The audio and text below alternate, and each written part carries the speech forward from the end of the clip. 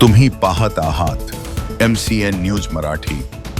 संपूर्ण महाराष्ट्रात पाणी फाउंडेशन अंतर्गत फार्मर कप ही स्पर्धा आयोजित केली जात आहे।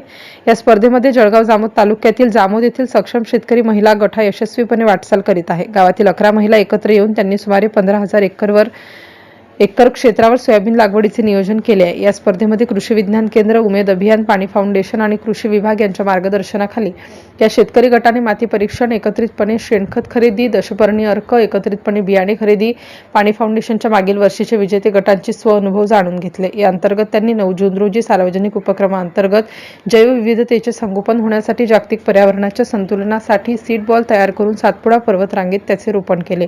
या उपक्रमामध्ये कृषी विज्ञान केंद्र जळगाव जामोद, भाऊसाहेब फुंडकर शासकीय कृषी महाविद्यालय बुलढाणा आणि वन विभाग जळगाव जामोद यांच्या सहकार्याने 5,500 सीड बॉल रोपण केले। या कार्यक्रमास कृषी विज्ञान केंद्र श्यामसुंदर बोर्डे, वनपाल अतुल बडगुजर, वनरक्षक अमोल हिवाडे, वन विभागातील सोहम गोरे, पांडू दांडेकर, शेषराव पाटील आणि कुंजीलाल जामनकर तसेच सक्षम महिला शेतकरी गटाच्या समस्त महिला आणि कृषी महाविद्यालयाचे सर्व विद्यार्थी उपस्थित होते। MCN न्यूज मराठी करिता वैभव वडोदे, जळगाव।